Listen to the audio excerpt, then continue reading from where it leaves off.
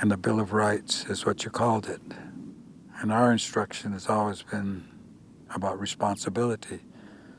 So it should have been a Bill of Responsibility. If it was a Bill of Responsibility, I think we'd be in better shape today than a Bill of Rights. So we have to think about that.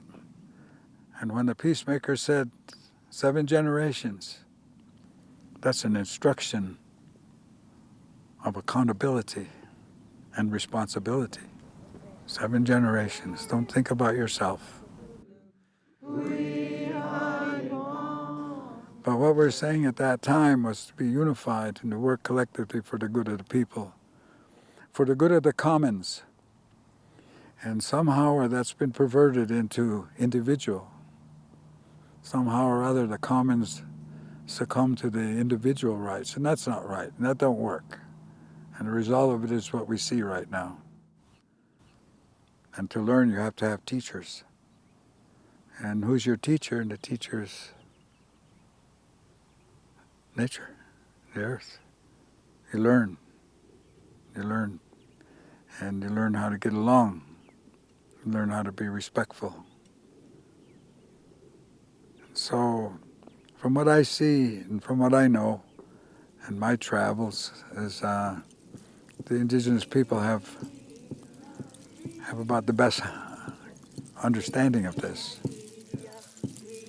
And I would say that's probably the biggest loss that I see in humanity now, is this loss of understanding of relationship. They don't understand their relationship.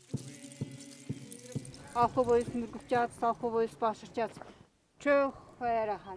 do you maintain this relationship? How do you polish it? How do you keep it fresh? How do you keep it shiny?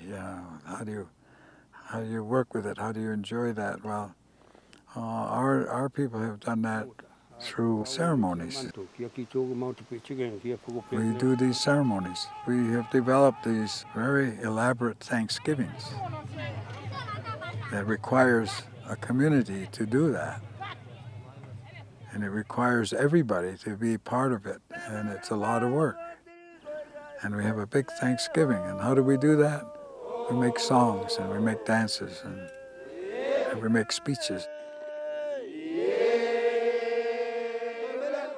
So the ceremony is for everybody. You don't have to be there.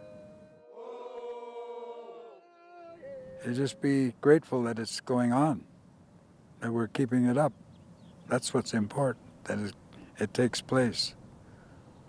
And sometimes you can be there and most of the time you can't, but be grateful that somebody's looking after that, spiritual side of things. That's what's the real world, actually, the spiritual side of it. You can't see, but it's probably the most real of all. So we have to bring the rest of the world into that context. They have to understand their relationship and their responsibilities.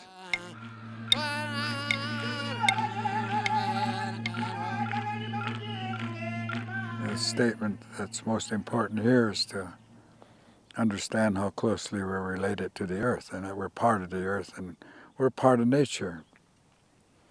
Nature is us, basically, you know. And they always talk about environment, something like over there, or it's a category or something. No, we're in the middle of it, we're part of it. And we affect it, and we survive in it, and we are part of the earth.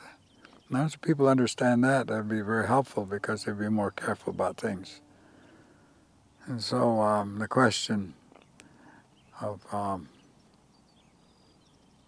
recognizing where we are and who we are and why we call the earth our mother, it's simple, because you have respect. Everybody respects the mother.